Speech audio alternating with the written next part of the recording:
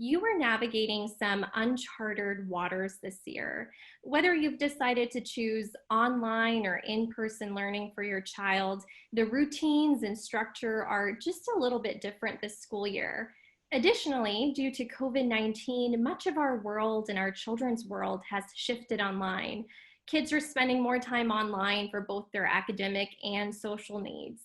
Today, we will discuss and share actions that you as parents can take to not only understand and respond to what your child is doing online, but to have conversations about bullying and cyberbullying, as well as about your child's social media presence. I'd like to first start by going over just a few important items that will help you throughout this webinar. We'll begin with a moderated discussion with our panelists, which will be followed by a question and answer session. Please feel free to ask questions throughout the webinar by typing your questions in the Q&A box that you see at the bottom of your screen. Here's a picture of what it looks like. The chat box has been disabled, but the Q&A box is open for you to type in. You can use this if you have technical issues and also to ask questions about the topics that we discuss. And feel free to ask questions in English, Urdu, or Hindi. Remember that your questions make all the difference. And if you're thinking of a question, chances are someone else is as well. So please do ask. We'll get to as many questions as we can, prioritizing those that are asked the most. Again, we'll answer the questions at the end of the moderated discussion portion. At the end of the webinar, we'll also share a link to a survey that we request you to fill out, as it will help us learn from you and also inform our future programming. Now on to our lovely panelists this evening. I am so delighted to have the three of you join us. Thank you so much for being here. We have Kieran Pai joining us from Albuquerque, New Mexico. Kieran has a master's in education and counseling, and she's been working with middle and high school students as a counselor for 3 years. Kieran also teaches a class on moral education, focusing on empathy and bullying at the Harvard Graduate School of Education. Welcome, Kieran. Thank you, Yalimada, everyone. Thanks for having me, and thank you for moderating, Farah. We also have Kamar Saib Naeem Khwaja joining us from Houston, Texas. He has a Master's of Science in Educational Leadership and works as an assistant principal at a school in Sugar Land. Kamar Saib was also the previous Jamaati Kamar Saib for Sugar Land Jamaat Khana, and he currently serves as a member of the Southwest Council, overseeing the Quality of Life portfolio. He is also a dad to a 9-year-old. Yalimada, everyone. Thank you for having me tonight. And finally, we have Nishi Dhanadina joining us from Irvine, California. Nishi has a Master's of Science and is a licensed speech therapist, as well as a certified brain injury specialist.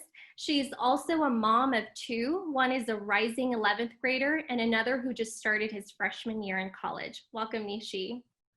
Yalimada, I'm honored to be here. Thank you. So I want to start off by sharing with our attendees that in this webinar, we are focusing on the adolescence life stage, which is the period of transition between childhood and adulthood. And during this stage, adolescents, or preteens and teens, experience some major changes, including learning more about themselves and how they relate to the world. Preteens feel an increased need for privacy, and they may start to explore ways of being independent from their family. In this process, they may push boundaries and may react strongly if parents or guardians reinforce limits. And many middle adolescents have more arguments with their parents as they struggle for more independence. They may spend less time with family and more time with friends. They're also very concerned about their appearance and trying to manage peer pressure. Teens are constantly trying to balance what their peers think of them versus what their parents think of them. All in all, the adolescent experience can be really vulnerable. And then you add in the challenges of the current times that we're in, with more of teenagers' lives being online. So I want to start off by asking the three of you, there are definitely some pros with virtual life. We know that it has allowed us to continue to work, learn, and see our loved ones even during the pandemic. But what are some of the challenges of virtual life? Thank you, Farah. And I just want to remind our audience that the experiences that I share are my experiences as a parent, and that you are all expert parents to your children. I agree, there certainly have been challenges. For us, our biggest challenge has been balancing virtual online school with subsequent virtual online homework, and then also screen time with socializing with friends, playing video games, when ordinarily my son would be doing organized sports, and then also balancing family time as well. I see two challenges. One is that because everything is online, it is difficult to keep up with your children's online activities, especially when for those parents who have multiple children. Second is that we are so engrossed in the virtual environment that it takes away time from our families. And by not spending enough time with our children, they are not able to create that emotional bond with us. And as a result, children usually hesitate from opening up to us, refraining from sharing their troubles and seeking attention from their peers because they are readily available online. For me, I would say the rapid change that happened from life being completely online for children. So REC being online, extracurriculars are online. Like Nishi said, socialization is now online. So now any rules that we had formed at school and at home are kind of hard to hold on to. So it's been difficult for parents and educators to adapt.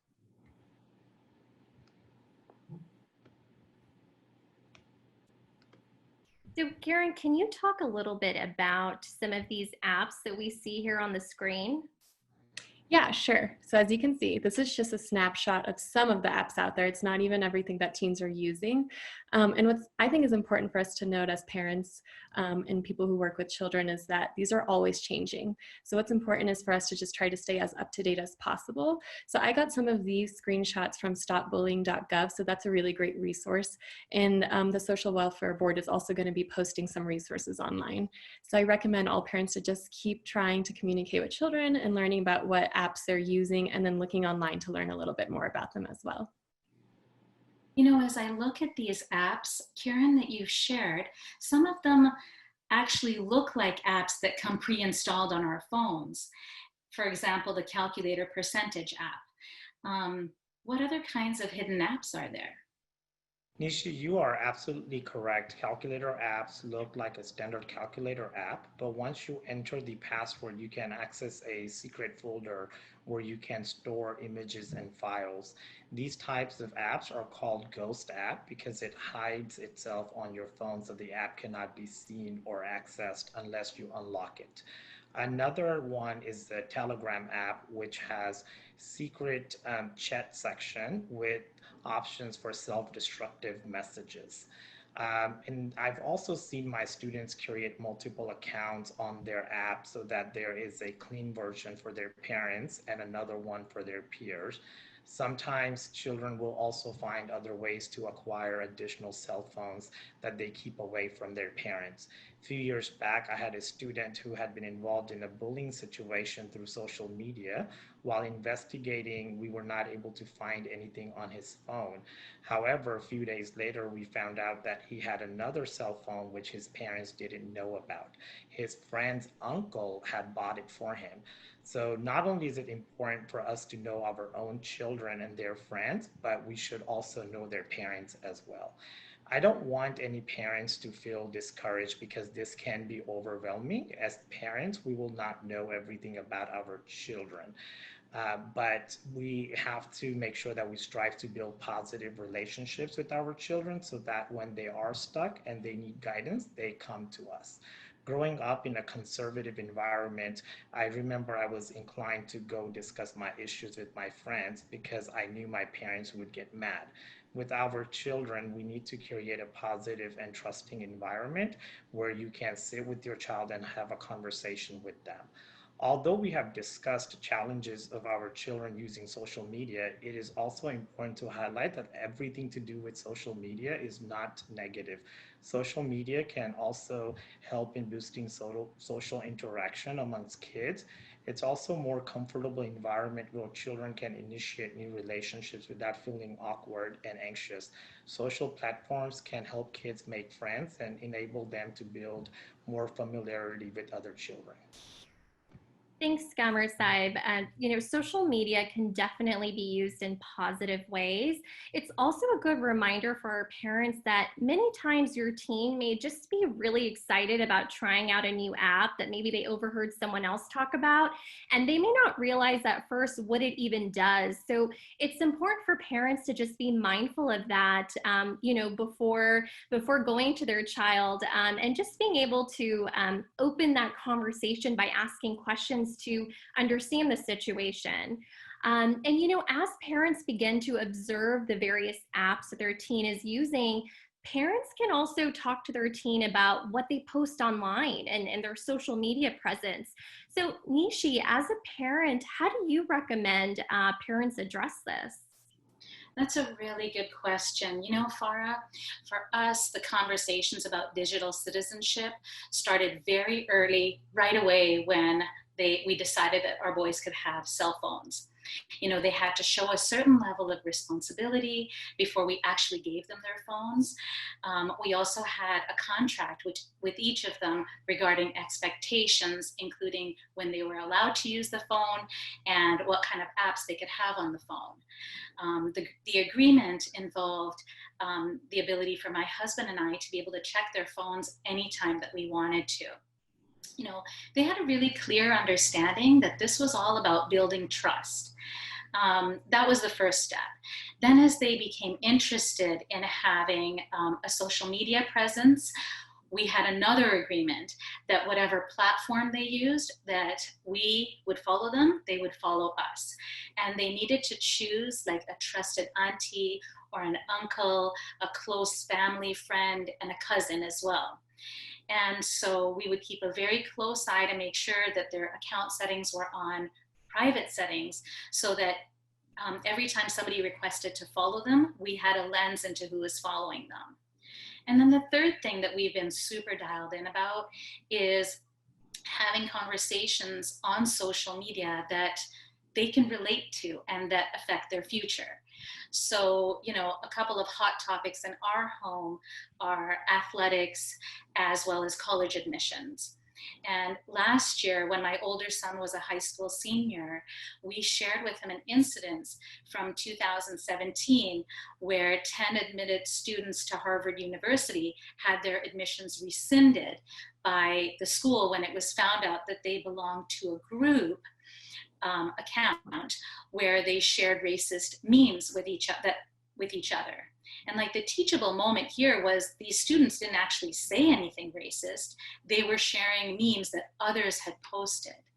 And so another situation we encountered was very close to home because it involved a hockey team here in Southern California. There was a 9-second video where a hockey player did a Nazi salute and other players were overheard saying anti-Semitic comments. And as a result, those 15 players were suspended, as well as the coaches. And then the team was unable to participate in the state championships, which in a high school hockey player's life, that's something they all strive for. Nishi, it is so great to hear that you are having conversation around digital citizenship. This is a critical conversation that parents should have to emphasize the importance of using technology. As parents are having this critical conversation, it is okay to give permission to your child to post pictures about a trip they took or an award they received or a new restaurant they ate at. But it is not okay to share personal information such as home or school address. Another very important conversation to have with your child is about sexting. Sexting is sending, receiving, or forwarding any sexually explicit messages, nude photographs, or images to others. Last academic year, I had 7 students in 6th grade who participated in sending and forwarding naked pictures of themselves, which spread to neighboring schools. It is a very prevalent practice among teenagers these days. 24% of teenagers ages 14 to 17 have been involved in some form of nude sexting. Some states have enacted bills to protect minors from sexting. If your child receives an explicit photo of someone, he or she is responsible for informing an adult. If the child does, if the child doesn't, then he or she can be held responsible for it with law enforcement. So if your child reports that he or she received an explicit photo, I would highly recommend that you immediately take a photo of that on your phone for documentation and have the child delete it. Also report it to the school very next day. It is critical to explain to our children that www really means the whole world is watching. So anything that they post can be viewed by everyone.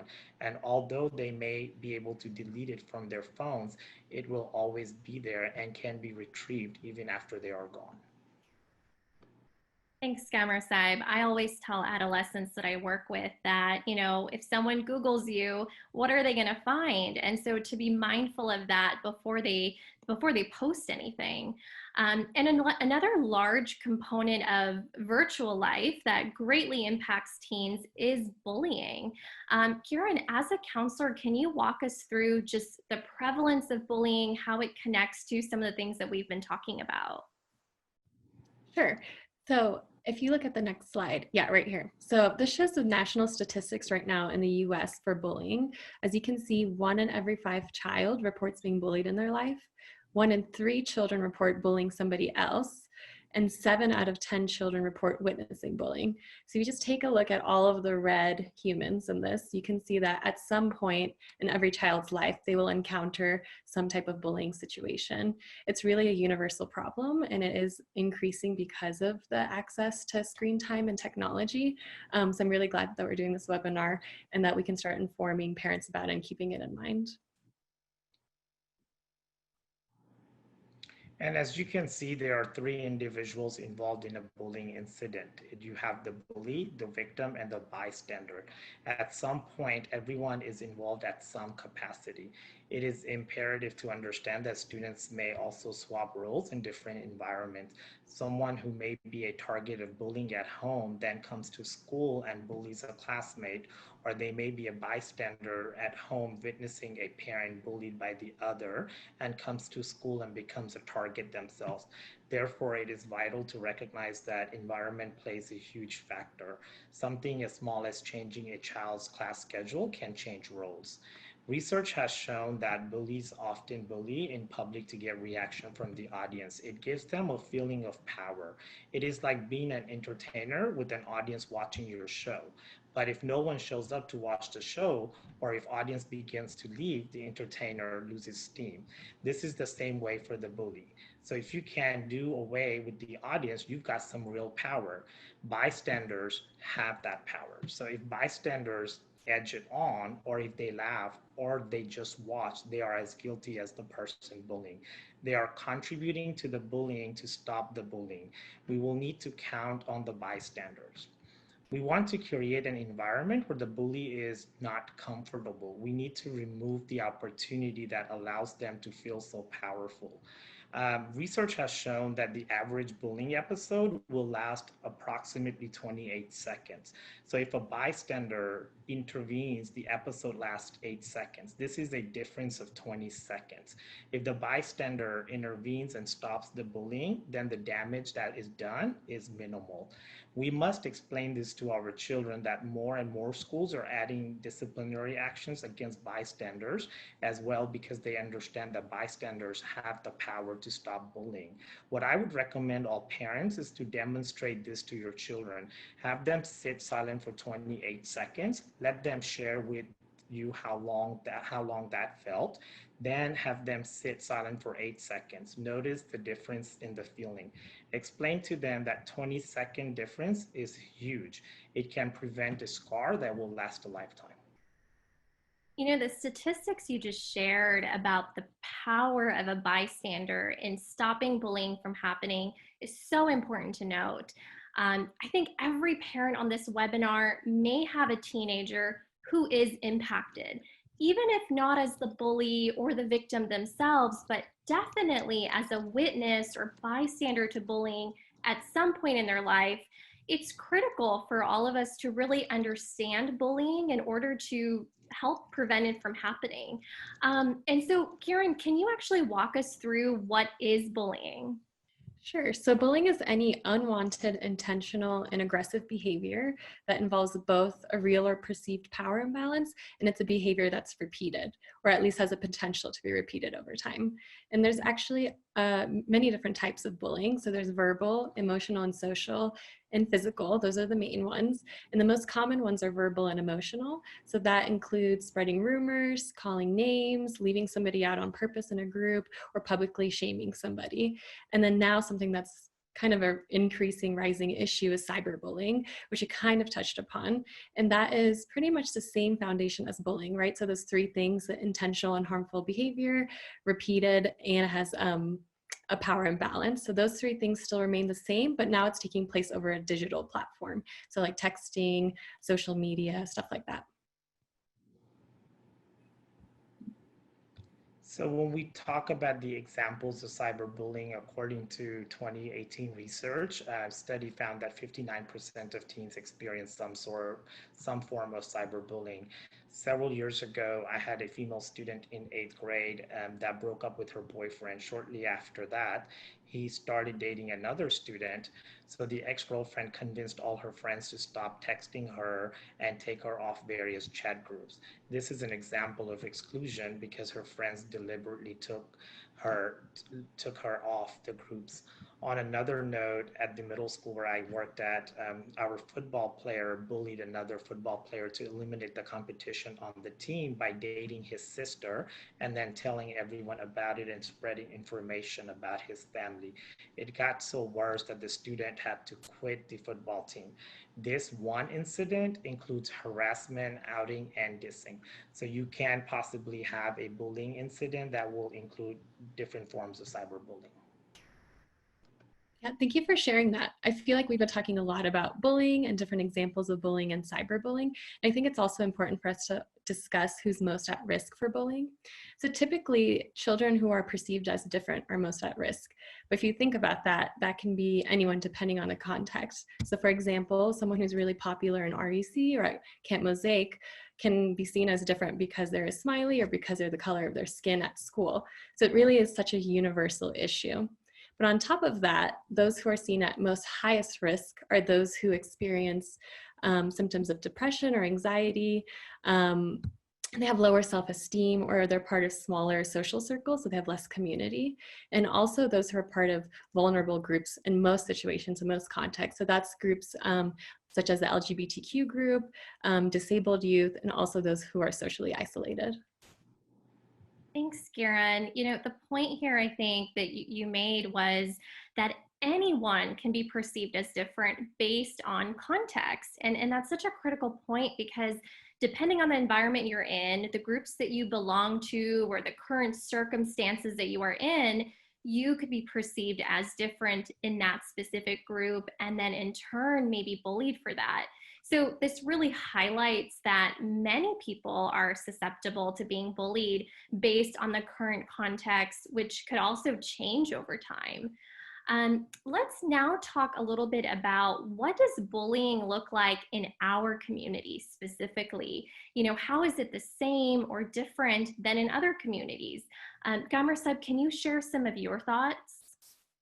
Yes, thank you, Farah. Bullying occurs everywhere and to just about everyone, so it should not be a surprise that it occurs in Jamaat Khana and REC. We know that we are a very close-knitted community, so what happens to one Smiley brother or sister, suddenly everyone knows about it, so there is no way to get away from it. I remember growing up, I had a friend whose parents were going through a messy divorce. Everyone in Jamaat Khana knew about it. Kids like me heard it from our parents' discussions at home. Oh, बिचारी सादिया का divorce हो गया, अमीन के affair की वजह से, so बच्चों का क्या होगा?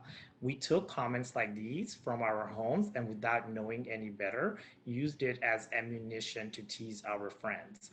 At school, he didn't need to worry about this because no one knew of the divorce, nor did he need to mention it to anyone. There are many other examples of conversations that occur at home in front of our children that we can relate to, which can lead to bullying in Jamaat Khana.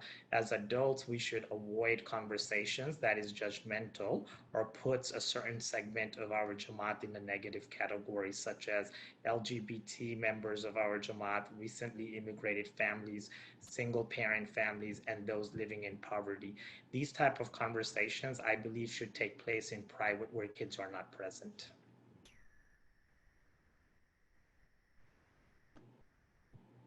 Thanks, Gamer Saib. I think it's also really important to understand the reasoning behind why kids bully. I bet a lot of parents are wondering that right now, and I know there's a lot of different reasons for it. Kieran, why don't you kind of go over this a little bit? Sure. So far, I'm sure you know, in the counseling and education field, we're really trained to look below children's behavior. So not just what we see like, oh, this child is bullying and they made fun of the student. We think about what they're doing with their behavior, what they're trying to express with it, and what's below it. So why are they acting that way? So most of the students that I work with that are bullies or have had incidences where they were bullying somebody else, they've had their own struggles. So they're have their internal struggles, some difficulty managing their own emotions, or they're going through a lot at home, they have difficult home lives, or parents aren't as engaged, or they're just struggling socially. So there's a variety of reasons, but it's really important to kind of look below just the behavior. Let's also talk about some of the short and long-term impacts of bullying, both for the bully as well as for the person that is doing the bullying. Sure. So bullying impacts all people involved, even bystanders as well. So some of the main impacts that happen to those children who are bullied are an increase in depression and anxiety and related symptoms. So they can be feeling sad, lonely, they have changes in their sleep or eating patterns, a loss of interest in activities that they used to enjoy. For example, if they used to like to dance with their friends, but then they stop wanting to go and they start losing interest in that. And some of these issues can persist into adulthood even after the bullying incident is over. Other things that are common are health complaints, so increase in the number of headaches or stomach aches, also decline in academic achievement and school participation. So that could be even just dropping out of school, trying to go late to avoid somebody, trying to skip a class to avoid somebody, and even lowering their GPA, and it's all kind of related. And another risk is an increased risk in suicidal thoughts. And for those who do bully, they also have a lot of different risks involved. So those who do bully have an increase in criminal activity, an increase in drug and alcohol abuse, so risk of fights, vandalism, also dropping out of school, a higher risk of early sexual activity, higher criminal records, and then the abuse goes further than just the bullying incident. There's a higher risk that the bullier will also abuse future partners or children. And these are all kind of scary, and it's a really long list of things. So try not to think of it as a checklist, but just a higher risk that these things would be more common if your child bullies others or is bullied, but not all of these will happen to every child.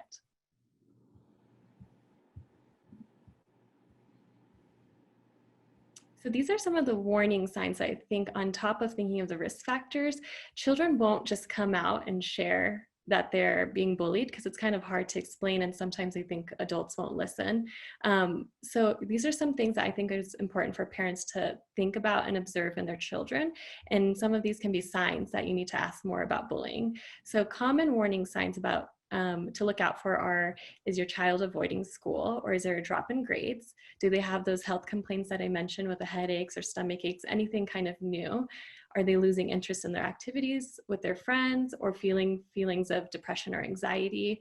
Is their self-esteem reducing? Or do they have any unexplained injuries, such as bruises that if you ask them about it, they can't come up with an excuse, or they have something different going on every time?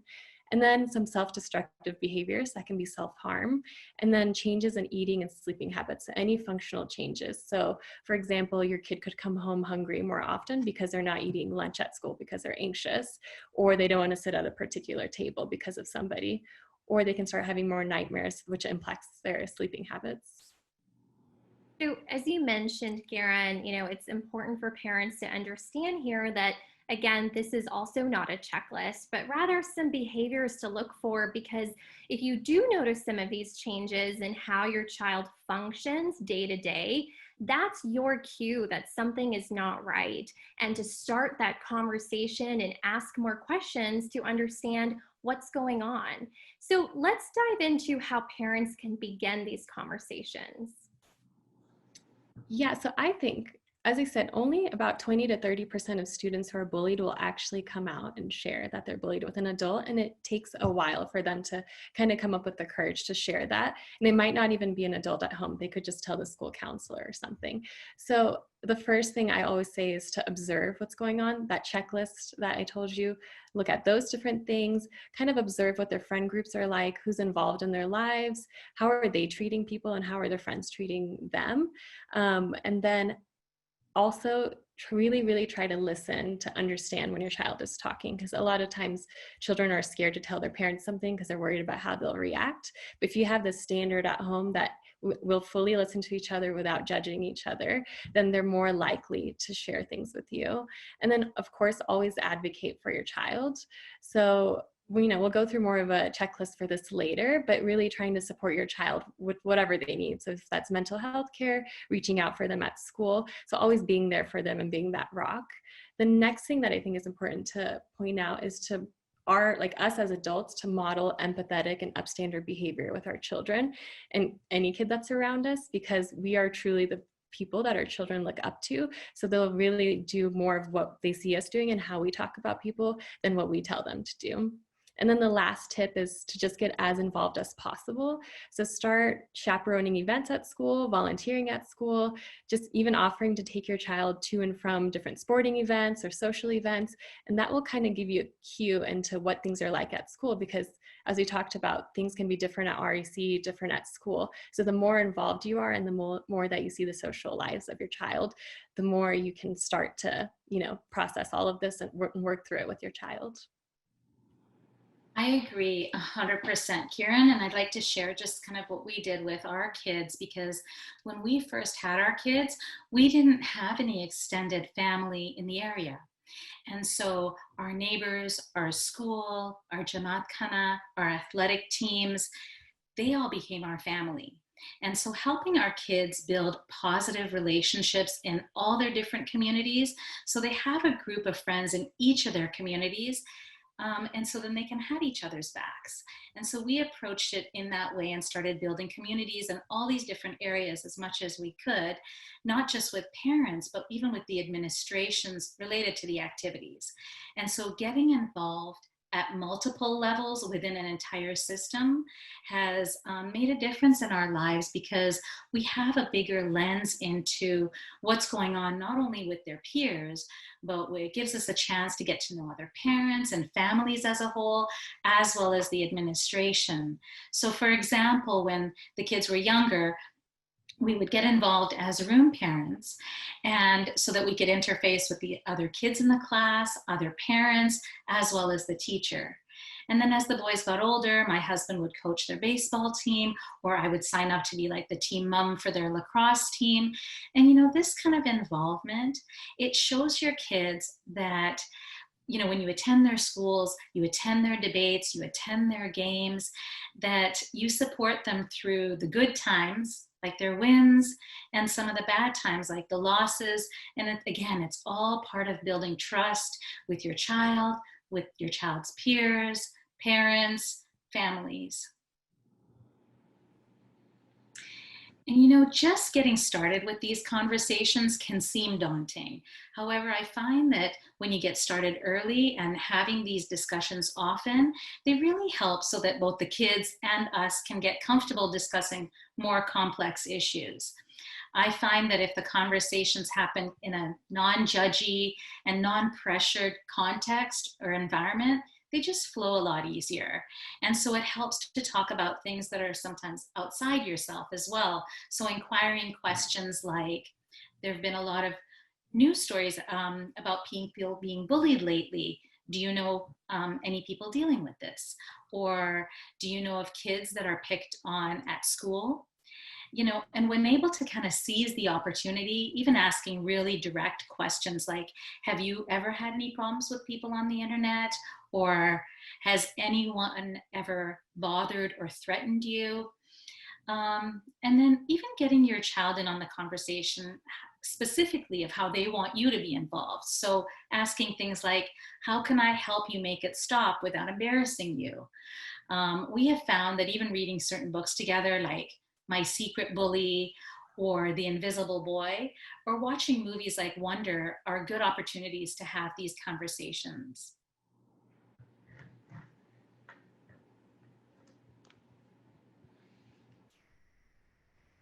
Thanks for sharing that, Nishi. So to talk more specifically about cyberbullying prevention, because you talked a little about bullying prevention, and I think Nisha, you went over some of this earlier too. Some of the tips that I have that I give parents at my school is to just start monitoring the social media sites that your child is on.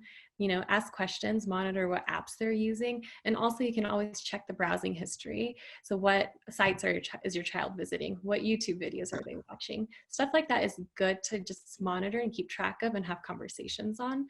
And the next thing that you can do is review your child's settings. So you can look at privacy settings and the phone location. So where, you know, who are they sharing their location with when the app is open, and what types do they have access to their photos, stuff like that. And that's a great thing you can do together with your teen, because you can have conversations about why this is important to do and what things that should be kept private and not. So that's something that you should continuously have conversations about and keep reviewing. The next thing Nishi did mention, which is you should follow or friend your teen on the social media sites that you have, or have another trusted adult to do so. That way you can see what they're sharing, what they're liking, who they're adding on, and you can continuously have conversations about this. And on top of that, it's always good to keep up with what the child's username and passwords are for all of their stuff. And you should have that communication where it's okay for you to look at it, because they should be following the rules anyways. And then throughout all of this, you can start establishing these rules about appropriate digital behavior. So what content that they're putting out or viewing, what apps that they have. An example of a rule is just like time spent on a certain app. So you can say, you know, every couple of days you can spend 30 minutes on Instagram would be an example. So you can come together and you can see what apps they think is important, what their friends are using. And if it's a continuous conversation, then the youth will have a chance to share what they want and what they want to prioritize. You know, we've really insisted that when our kids belong to like clubs and activities or athletics, that the adult club lead, like for Science Olympiad, or the coach is part of all of their group chats. And just having that presence makes all the difference when kids know there's an adult monitoring the conversations, the memes, the videos, and can serve as like the moral conscience of the group as needed. Mm-hmm.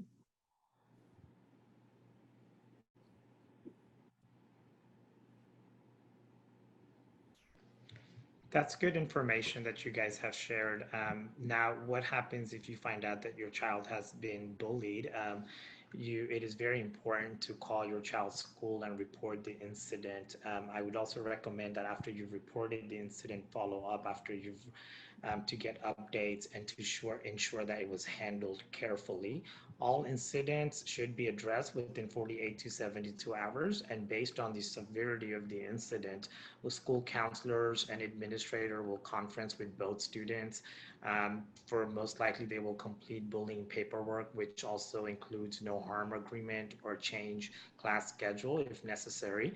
And sometimes schools may schedule a conference between both parents and students.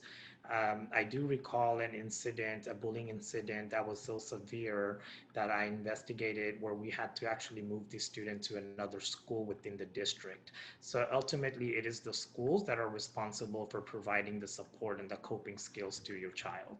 I would also recommend that when contacting the school with the bullying incident, be sure to follow the chain of command, so that if you are not satisfied, you can always take it higher. And when discussing the incident, be sure to use factual information and share as many details as possible. And where applicable, be sure to share pictures, time, date, messages that are shared between students. And then we move on to what happens if you find out that your child is the bully. And we never want to see our child as the bully, but if it does happen, then be sure to take it seriously and don't make an excuse of it or treat it as a phase. A few years back, when my son was 7, I took him and his friends out to eat. After dinner, my son and his friend mentioned to the other friend that you are fat because you ate 3 slices of pizza. Immediately, I had to intervene to stop the teasing, or else it would have continued and my son would have thought it was okay. So from that point on, we discuss bullying at home with him very often, as kids need constant reminders. So be sure to communicate that with your kids. And also, if your child is bullying, find out the reason for bullying. Be sure to get to the bottom of it and also discuss the legal ramifications of the behavior. In many states, bullying and cyberbullying has major legal consequences, and information can be found on school district websites or your state Department of Education's website. Also, remind them that what they do now can come back to them when they apply for universities, jobs, or even running for public office. More and more employers look at candidates' social media accounts and conduct background checks before offering a job. Reach out to the school counselor for help. They should be able to provide you with resources, even list of therapists in the area. Most kids will bully because they have been bullied at home, or else we also check to see if bullying is occurring somewhere else. In both cases, mental health of a child is very important. Well, school counselors can do some assessment, but as parents, we should make sure that they get the help that they need. That was really helpful to know. And, especially going through step by step for parents, how to advocate, how to get in touch with the school, and then specific methods to prevent cyberbullying. I think it's also important for parents to understand protective factors. What can we do to prevent bullying and to protect our children from being engaged in bullying? When our kids are younger, they're looking to see how we as parents respond in certain situations. And so I think it really starts at home with giving our kids a solid foundation and making sure that we are not part of the problem. And so our behavior has to match our words, and we need to make sure that in our lives that we're exhibiting healthy screen time. So for example, when we get home from work, if our kids just, or during our downtime coming home from work or after meals, if our kids just see us on the phone all the time, well, they're going to think that's acceptable. But if they see us, maybe looking at our phone briefly and then moving on and going out for a walk or going in the garden, they're going to see that looking at our social media is not our only outlet. On a positive note, if they see us FaceTiming with friends and family, especially during this time, they're going to see the positive use of our screens to stay connected. I think also having a family media plan has really helped us identify when the phone just needs to be put away, like meal times or when we're actually talking to each other, there's no looking at phones. And because we have a lens into each other's social media, the kids are going to be looking at what we post or how we comment on certain posts. And so again, our behavior needs to match our expectations of them. And I think this even goes beyond social media. For my generation that kind of relies a little bit more on using the phone for actually communicating, if my kids hear me gossiping or talking about someone in a negative way, they're going to think it's okay for them to do the same as well. And so for our kids' generation, their outlet is not necessarily talking on the phone, but using social media. So if they hear us gossiping, we need to be aware that their equivalent is going to be posting a negative comment on social media.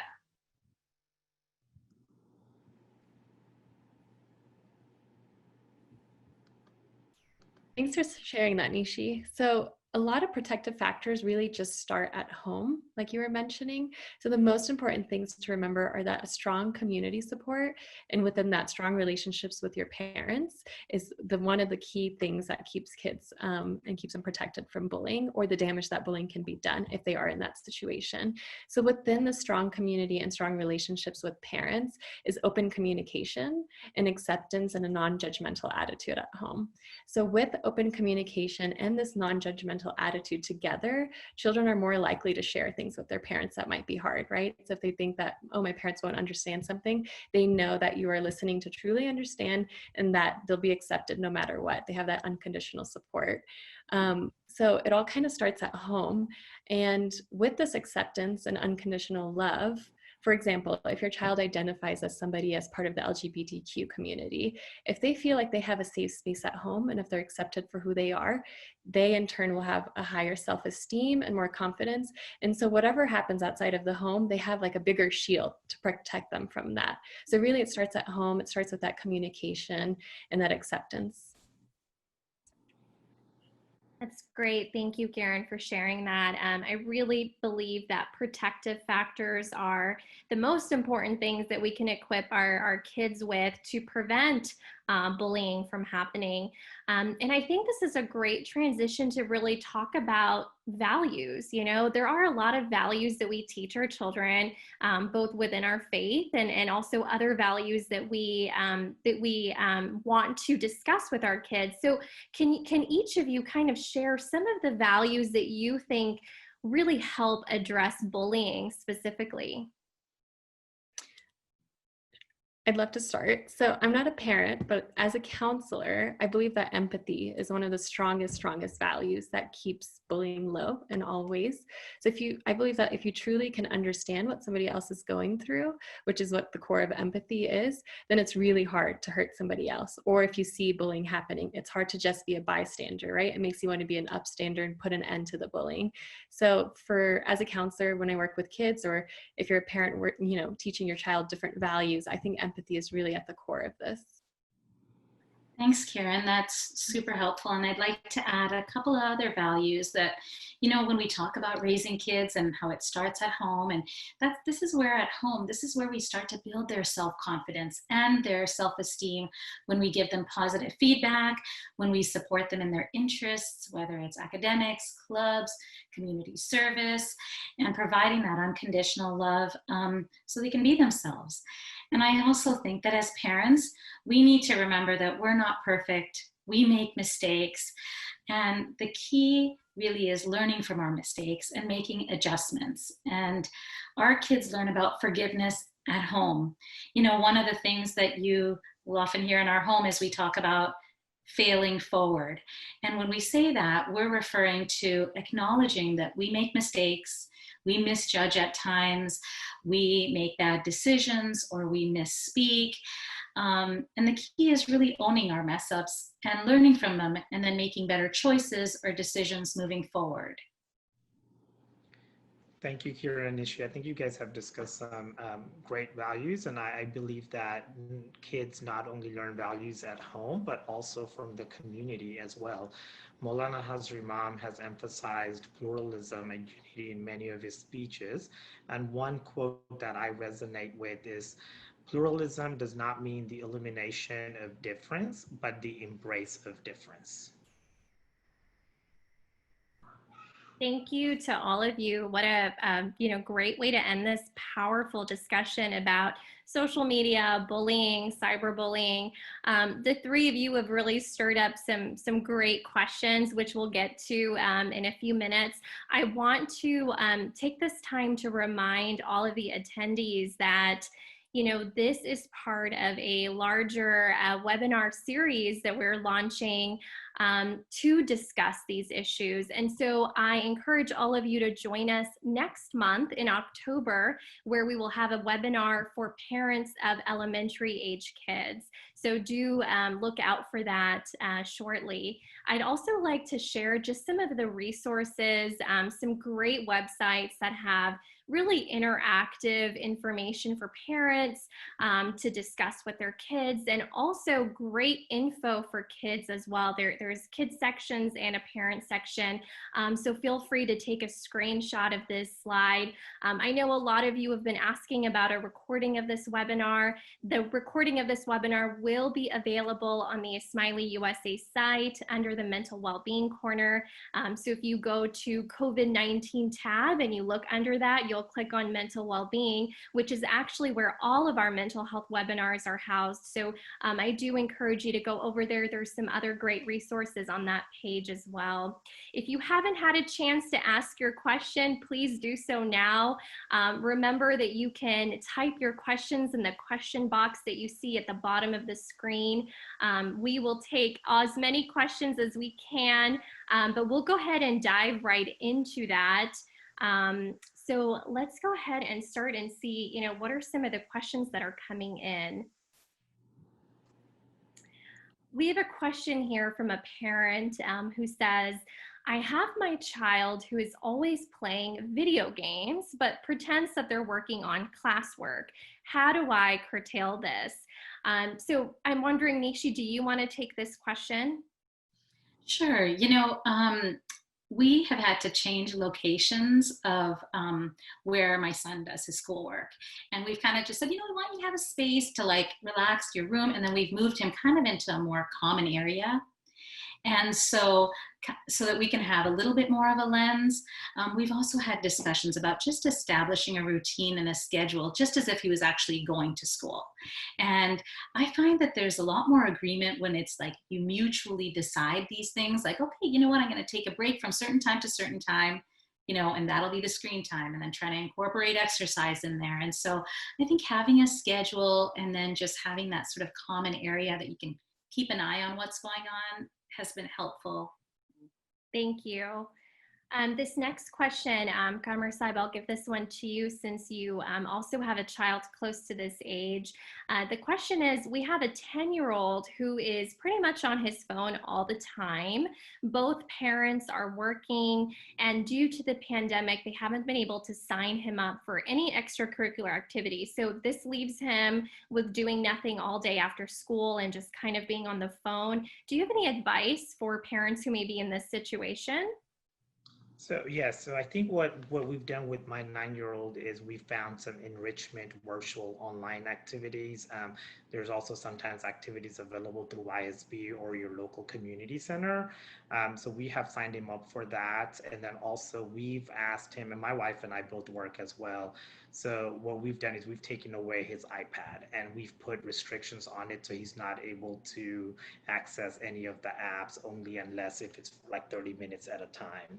And so those are some of the things we've done. We've also bought some books for him, enrichment books that he could do at his grade level to just get ahead, because we understand that in the virtual environment, are not getting the complete education that they would in the classroom. So then we've brought some of those books at home to work with him.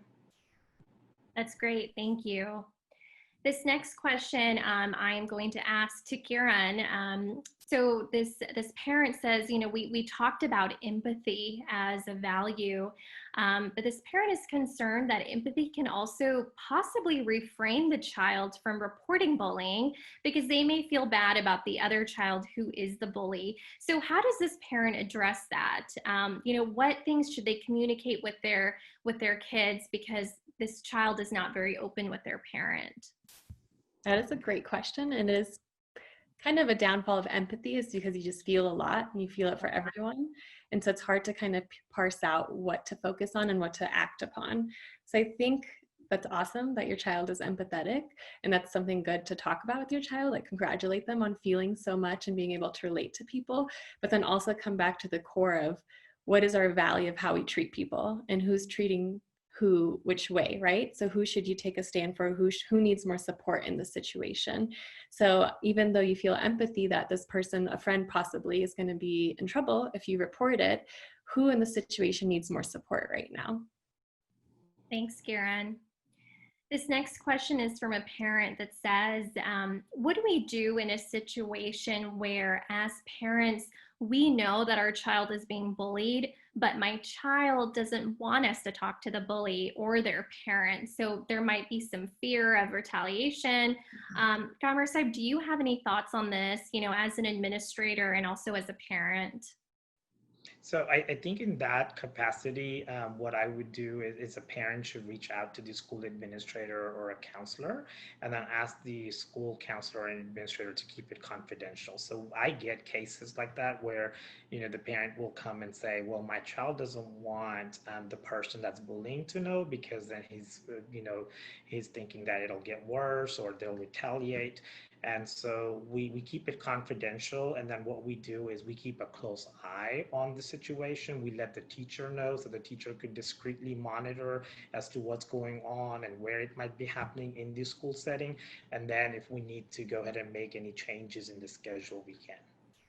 That's a great tip, Gamer Saib. And I think a lot of parents probably didn't know that they could report it in a confidential manner. I'll just add to that. I know you gave the example of a secular school setting, but I think even if it was in an REC setting or in a camp setting or anything within the community, it could be a similar process where you go to the person, who is in charge, either the REC principal or perhaps the camp lead, and the parent can share that with them in private and let them know the concerns so that then the leads are able to, take a closer look at the situation and then intervene. This question is for Nishi. You had mentioned some books earlier, something about a secret bully. Could you reshare both of those names? Some of our parents wanted to write that down. Sure. The author, and I really love her work, her name is Tracy Ludwig, and the books are My Secret Bully, and the other one is The Invisible Boy. And so those are really great because, some of us have kids that are a little bit reserved, and some of us, and they deal with just friendships. And sometimes it's just easier when you read about somebody else and you can be like, oh yeah, I do identify with this person. So it's Tracy Ludwig. Thanks, Nishi. This next question is asking, how do I know if my child is manipulatively deleting selective chat history? So a lot of the things that we shared was for parents to kind of keep an eye on the text messages and things like that. So how do they know if the child hasn't already gone in and deleted something? Does anyone want to take this one? Maybe Kieran, would you like to share? Sure. My stance on this is you will never know everything, right? And I think we mentioned that many times. There's lots of different ways. Kamria I've shared, they can have a different phone, they can be deleting chats, they could be ghost apps. So we'll never know everything, but if you keep communicating and if you see your kid texting on the phone, you can be like, oh, who are you texting? What are you talking about? So just get a little bit more clued into who they're talking to and who their groups are. And it is a little bit scary to not know everything. And I don't know if one of the other panelists have a better suggestion, but I think as long as you try your best to communicate and have this open relationship, you're just more likely to have your child hide less from you. I would agree with you. As a mental health professional, I tell parents all the time that they're not going to know everything about their child. But if you are concerned, share that concern, because I think often when kids know that you are really just concerned for their well-being and not really out to, reprimand them, they might be more open to sharing that with you. And I think also, Nishi, you brought up some great points earlier about being in touch with other community members. So being in touch with your child's friends' parents who may know something. And so those might be some good strategies. I often tell my kids too, I often say, we're on the same team here. It's not like you're on this team and I'm on that team. Same team here. We want the same stuff. Yeah, agreed. This one is for Kieran. Kieran, as a counselor, can you recommend any mindfulness activities for a 8 and 10-year-old that doesn't require a Zoom or online entity? This parent is already using the Calm app, which is a great app, and it has some great sleep stories, but any other recommendations? They feel like everything right now is online, so it's tough to get away from screen time. Can you share maybe 1 or 2 mindfulness activities that don't have to do with online? Sure. Okay. My first thing before you said the online part was that there's a lot of great guided meditations on phones, but what you can also do, which I share with a lot of my families, is you can print out a guided meditation script and you can have your children find like a calming space somewhere, like dim the lights, they can lay down or sit somewhere, wherever they can kind of calm themselves and kind of shut out the outside world. And then you could be reading that script to them. So it's like a nice time for you to connect with them. And that's not on any screens or anything. But again, you could play like a YouTube video or the app, but just, you know, their eyes would be closed, they're laying down, the lights are off if you don't want to read that to them. There's also some good books. And, you know, I can't think of all of them off the top of my head, but maybe I can share with you, and that can be part of the resources that we put up online. But there's some good books that teach about mindfulness and have activities at the end. So I keep those in my counseling office, and I can make a list and share that with you, Farah. And then again, yoga practices. So you can do, you know, if you don't want your kid to be online and you don't know how to lead them through it, you can train yourself. Go on YouTube and find deep breathing exercises for children, and you can put in their grade and stuff, and so many resources will come up and you can learn the techniques, and then you can have that alone time with your child and try that out. Thanks, Kira. And I'll also add that if parents visit our mental well-being page on the Ismaili website, we actually have curated some great handouts that Kieran actually was a part of helping us create, and there's some great mindfulness activities for kids on there as well. So do check that out. This next question asks, you know, what can we do if the bullying isn't actually happening at school, but among the children in our community or our friend groups? How does a parent even go about addressing that? Gamer Saib, do you want to share your thoughts on this? I think what I would recommend is that if it's happening in your social circle within the community, then maybe as a parent to start having that conversation with your friends, because the kids are doing it amongst themselves. And so then that starts to create an awareness, or maybe start doing an activity of some sort, or start, you know, have this kids sit down in a circle one time and discuss some bullying, you know, have you been bullied, or what does it feel like? So things like that. So start somewhere low key and then build your way up. And then if it's not improving, then I would say to go ahead and have a conversation with the source, right? So to have a conversation with that parent that this is what I feel is happening, and is there a way that we could take care of it? Thank you. Nishi, as a parent, do you want to add anything on this? Because this is a question that's been asked a few times. Any additional thoughts? I think Maria side really hit it right on. And, you know, especially if it's like you guys are all friends, then, you know, even if you were to watch a movie together, something that's like a common shared, like something together, you know, whether it's, then I think that's a good sounding board as well. Yeah, I think the approach doesn't have to be so serious. It can be done in a casual way, and that way you're just kind of sharing your concern that, hey, I've noticed this is happening and I'm not okay with this, and kind of addressing it in that way. So that's great. Kieran, I have a question for you. So a lot of our, you know, parents who are on tonight, a lot of kids are either returning to school in person or doing online. So for the kids that are going back to school in person during a pandemic, they're having a lot of anxiety. Do you have any tips for parents for that?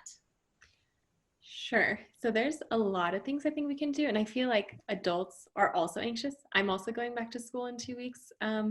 And I'm also nervous about it. And I feel like when adults are anxious, it kind of gets passed on automatically to the kids.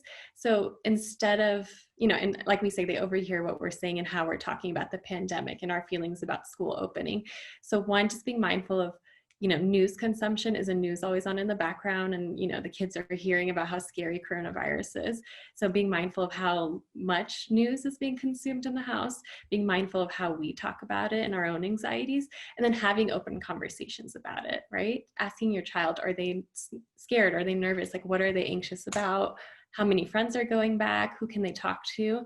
As a school counselor, I think if your child is, you know, a little bit more anxious than you think they should be, then you can contact the school counselor. And most school counselors right now are being trained to kind of target this issue and work with kids who are anxious about coming back to school. So they might have extra resources for you.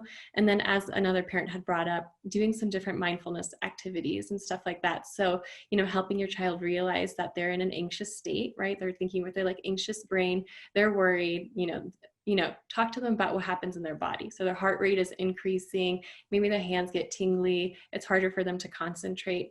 So first helping them identify those emotions, and then telling them it's okay to feel that way. Every feeling is okay. And here's things we can do together to make this moment feel a little bit better. So doing those mindfulness activities. I did think of one more mindfulness activity. So one thing I like to do with kids who are anxious or worried is trying to engage all of their senses to help calm them down and realize that in this moment, even though they're thinking all these anxious thoughts, they're actually okay and they're safe. So thinking about, sight, smell, sound, helping them engage all their 5 senses wherever they are. So you can go on a walk together out in the park or something, and then have them make a list, like a scavenger hunt, like a countdown. So 5 things that they see, 4 things that they hear, 3 things that they smell, stuff like that. That's great. Thank you, Karen. And this next question will be our last question for the evening. So this question is, this child loves being on social media, being on Instagram, and they spend a lot of time on there. And they're also asking, there seems to be a very fine line between kindness and weakness. So how do they make sure that their child is kind but not weak? Nishi, would you like to share your thoughts on this one? You're right. It is such a fine line. And, in our home, we really discourage the boys from even commenting on social media. That's a really good question. I'm going to have to think about that one too. Yeah. So if anyone else can, share. Well, I will just add that, I think that kindness is really about being mindful of how what you say impacts the other person. But I don't think that kindness takes the place of self-advocacy. I think that as a person, you can be kind and also assertive, and being able to stand up for yourself, and being able to, set those boundaries, set those limits. When we teach our kids to do that at the age of 10 or 12, we know that when they're in college and they're dealing with other types of issues, they're going to be able to set those boundaries as well, and they're going to be able to be assertive. And so I would definitely help your child understand the difference of the fact that being being an advocate for yourself, being assertive, does not mean that you're being unkind. It just means that you are, you know what you want, and you're comfortable setting those limits. So with that, we will go ahead and conclude our Q&A portion. I want to thank all of the panelists for, being here. I also want to really thank all of the people at home who've tuned into this webinar for your really excellent engagement and important questions. Please be sure to complete that survey for us, and look out for our next webinar specifically for parents of elementary age kids next month in October.